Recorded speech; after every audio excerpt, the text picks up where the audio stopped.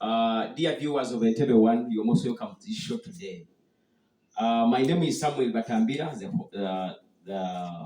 the host, and we are discussing something very special today, and we are hosting the only gentleman here who is a libertarian. He's very prominent in Entebbe here, in the Entebbe city, and he's doing a great work. Viewers here today, we are going to discuss something about Entebbe, very special about Entebbe and the potentials of development in Entebbe. And we are very much thankful of the program being sponsored by Good Samaritan Catering Services. They offer the best catering services in this city of Entebbe and worldwide, actually. Where they offer a wide range of services, which includes hiring caterers, cooks, almost everything that you need for your best occasion. Thank you so much for being part of the show. You're most welcome, gentlemen. Thank you. Our viewers there who are watching us on Entebbe One, they would love to know the person I've hosted today. I'm Joram Wesigen, a resident of Entebbe. I'm a libertarian, and I work with a libertarian think tank called Alid. Yeah, I'm a capitalist. You're most welcome to the show. That's much defines me. You're most welcome to the show, Mr. Joram. Thank you for hosting me. Mr. Joram, you've lived there for a while. Yes. What are the potentials of Entebbe to develop from a level where it is to a level which is at least relatively fine? That where we can look at the revenues of this community shooting up, employment going up, and because we have so many things that can really lead up to that. Tell us, what do you have as your take into this? Yeah, Entebbe has gotten different potentials for development. One, leadership is very important. Leadership in every organization, in every society is a key aspect toward development. Entebbe has a development of tourism industry as next development. It has fishing industry, and of course it can raise other potentials in the area of trade and other fields. Yes. But in tourism, there must be too much work in terms of policy. Tourism needs to be privatized. Better methods of fishing, fish farming, industry and fishing must be improved to create more jobs. When you create more jobs, that means revenue and taxes for Entebbe and the country. Okay, fantastic, Mr. Joram. You a libertarian? Yes. What do you have to say as a libertarian in this particular economy? Yeah, as a libertarian, we believe in free enterprise. We believe the government must let people do their business. Because if we are talking about revenue of Entebbe, they are made by people, not government. So government must give people of Entebbe an opportunity to do more business. And the government should only come to create an environment where business prosper. Okay. Yes, only government must take little of that taxes, or of that money, of that profit made by the private sector, so that the rest of the money will remain in the economy of Entebbe, so that it is reinvested and more jobs created and more revenue generated and more taxes for the government.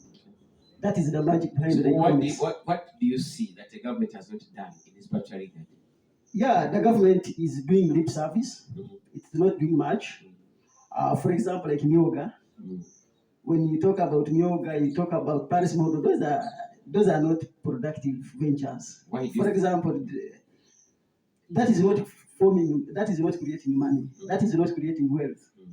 That is what we call wealth redistribution. They are getting money from those who are productive and giving it to the people who are not productive. People who are productive, they have a better multiplier effect of creating more money, creating more jobs, and creating more opportunity for the country and people of Entebbe.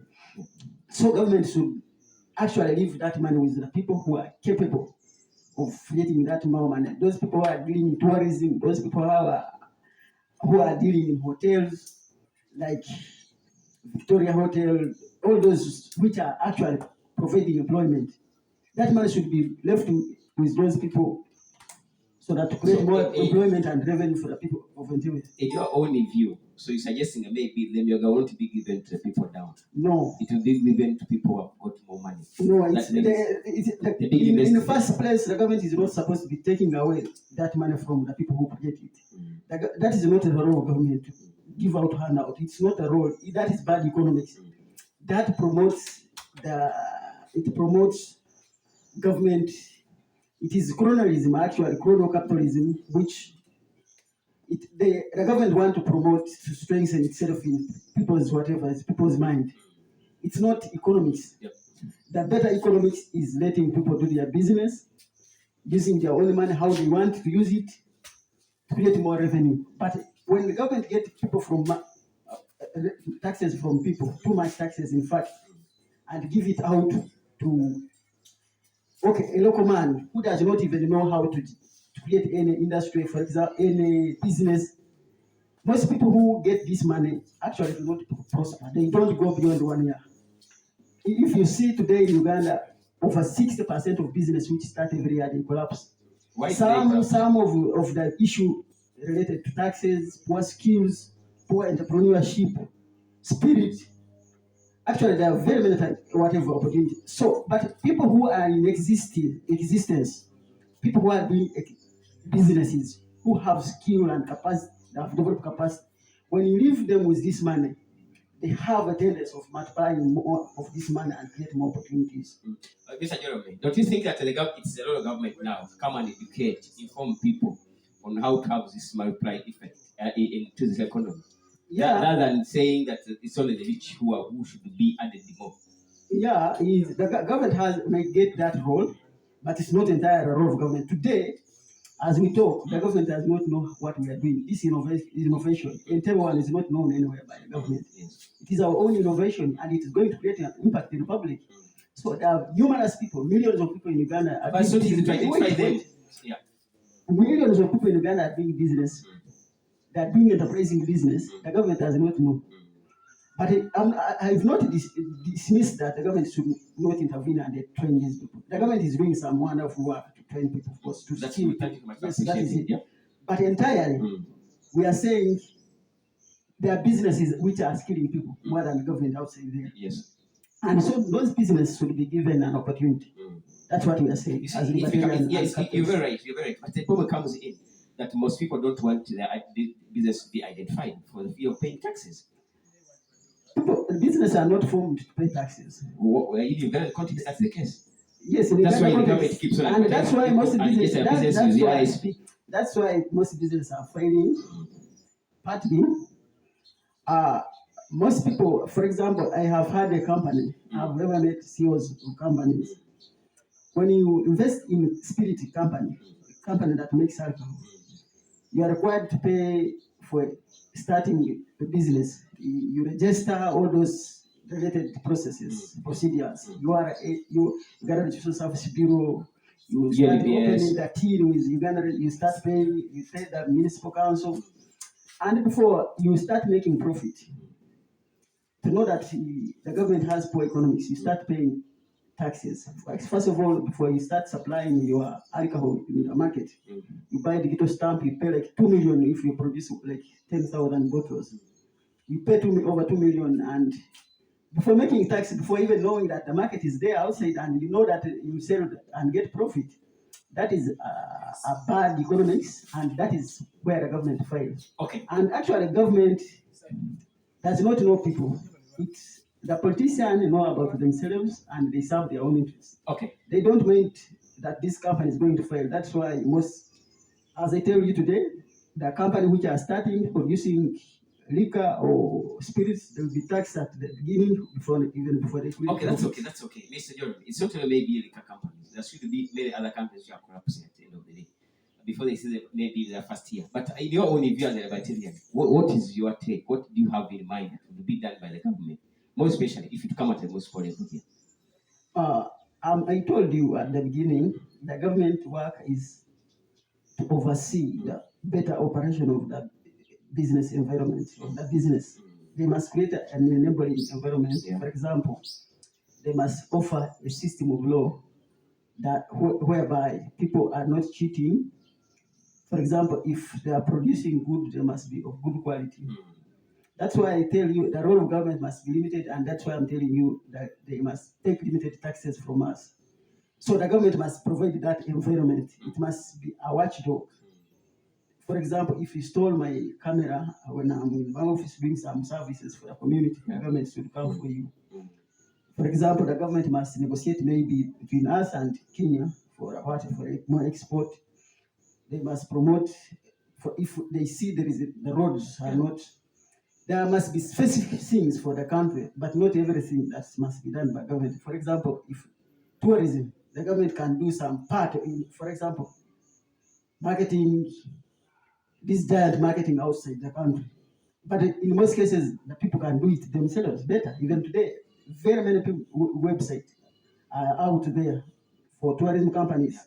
So government must do specific defined duty, especially for me as a libertarian. I believe that too, security and promoting and protecting personal freedom. Okay, thank you so much, Mr. Jerome. You've given us a wonderful insight in this. As we are discussing the battle of Entebbe, let's be specific. Let's go a little bit specific. If you look at, say, for instance, tourism in Entebbe, what is lacking? What should be done by the municipal authorities so that to promote tourism in one way, then two, so that all the younger men and women who are there within a ministry community are able to get what to do within the tourism industry. And see, look at the revenue at the end of the day. What do you think can the municipal council do?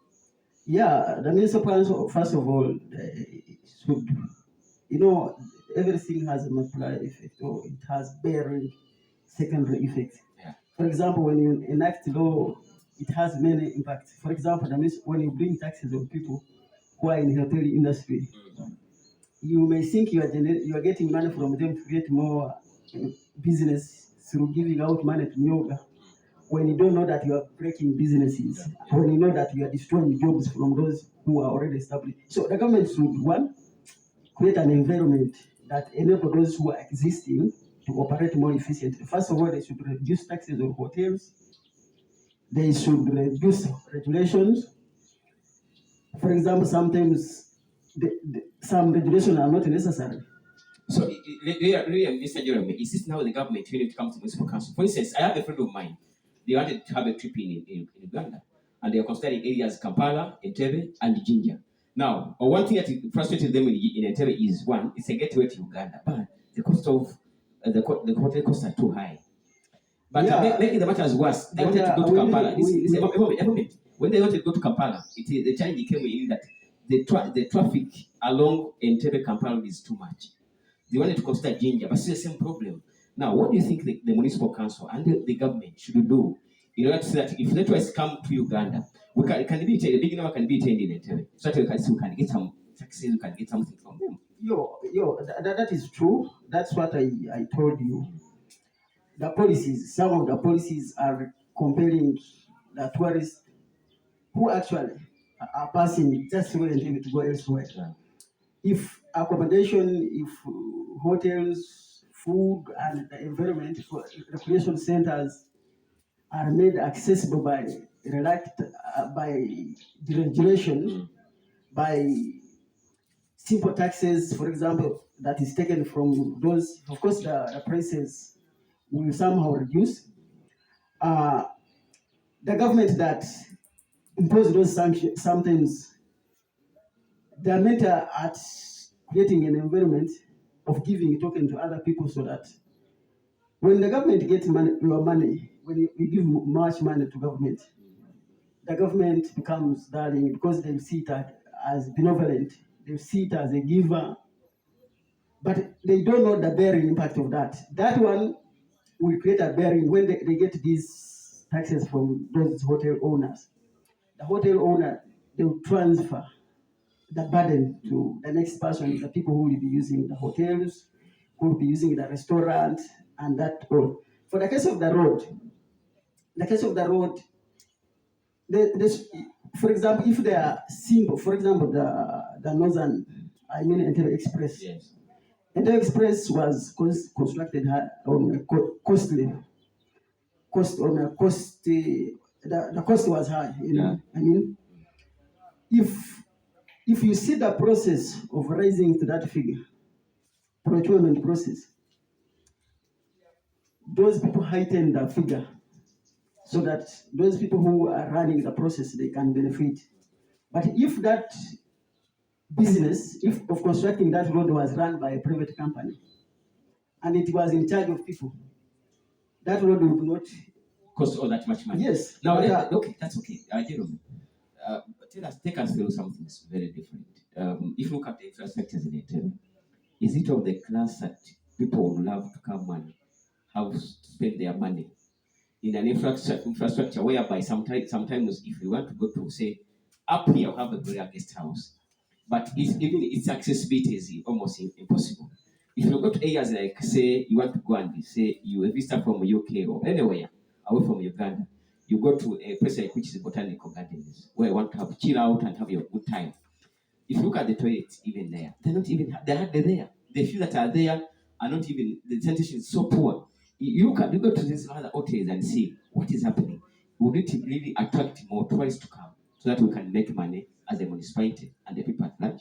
No, the infrastructure is lacking. Even the beaches, even themselves. They are lacking. But all those have a reason why. Why? If you see this road, if you see other roads, these feeder roads which goes to some of the accommodating areas, the hotel and other residential areas. Don't they pay taxes? They pay taxes. Why is that not worked on? I told you at the beginning, the government is not about people. Yeah, it's about that's what I told you. It's about what now? The people who work in government are individuals themselves. They have selfish interests. They have to first satisfy themselves, and then if they have the driving forces to keep those positions, that's when they come out in the community, they try to help so that they can get support from people. But if today the community came out and said, we want to construct Ginger Road, do you know why the government will not allow you? No, I don't know. Yes. Yeah, because the roads are business, the public services are government business. It's because where they profit. That's why they apply the procurement process to benefit so much from them.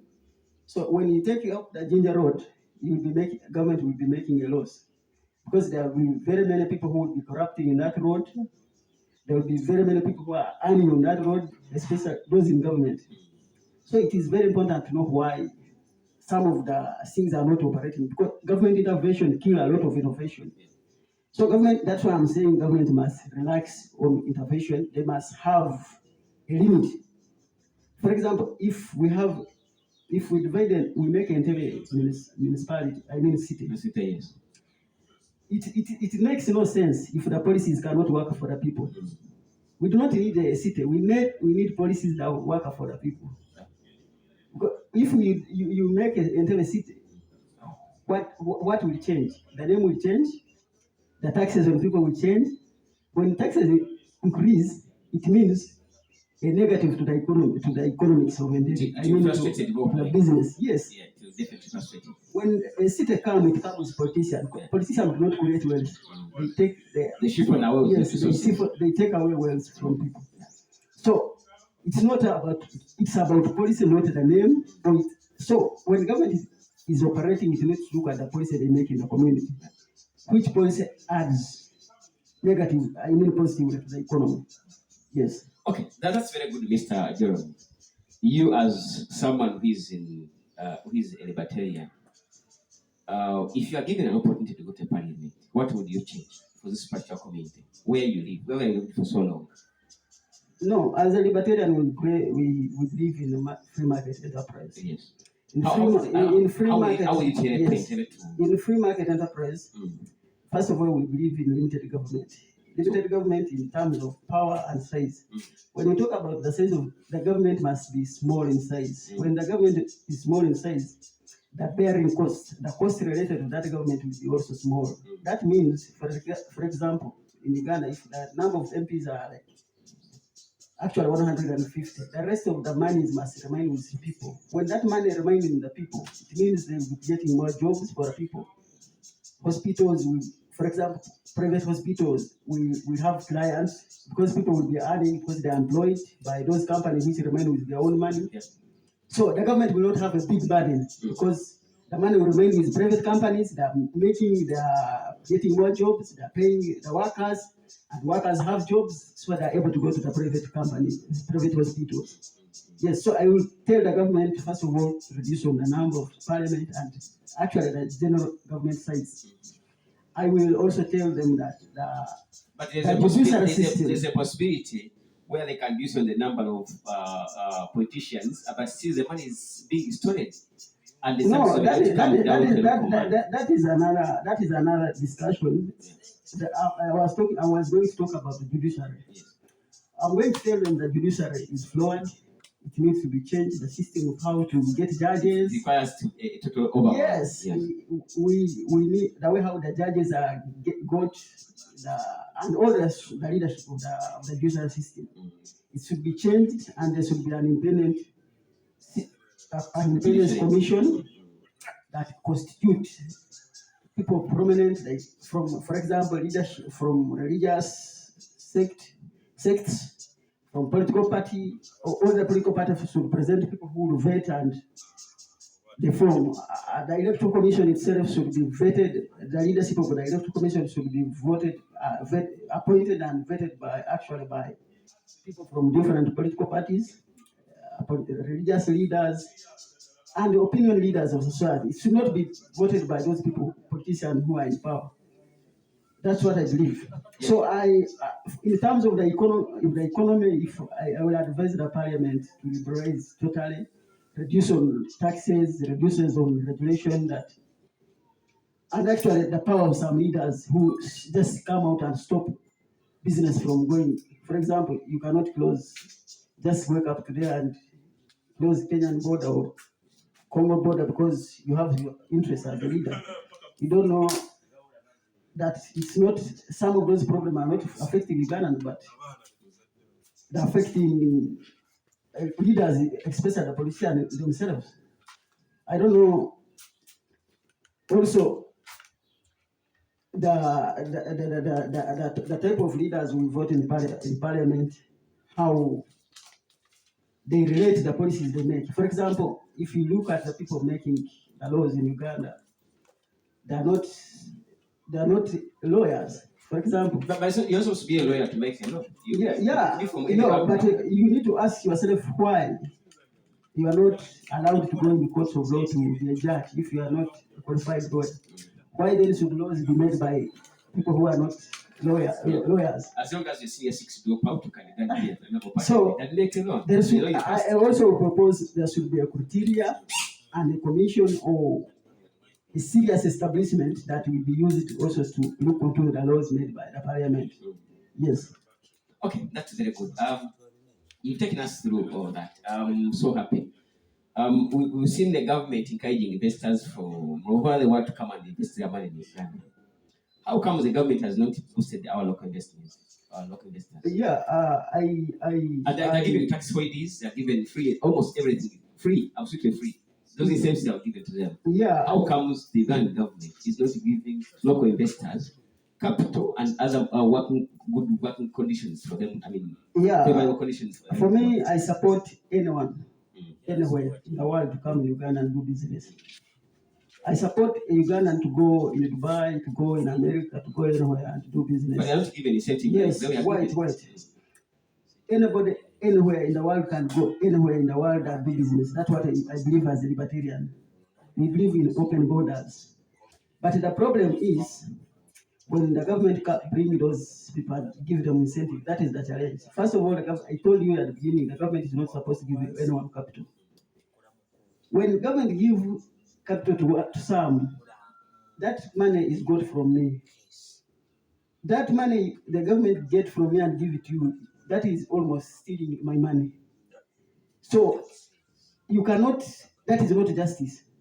You cannot get my money and give someone else. That is not proper, it is not justice, and that is a fair system of economy. The government should create an enabling environment for everyone without giving token to other people to outcompete the others. So the government is doing bad to get the foreign investors and give them money.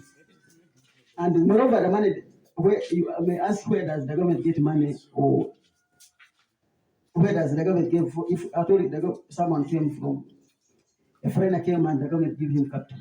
You may wonder where does the government get that money from? It has its own reserves. Reserves. That is wrong.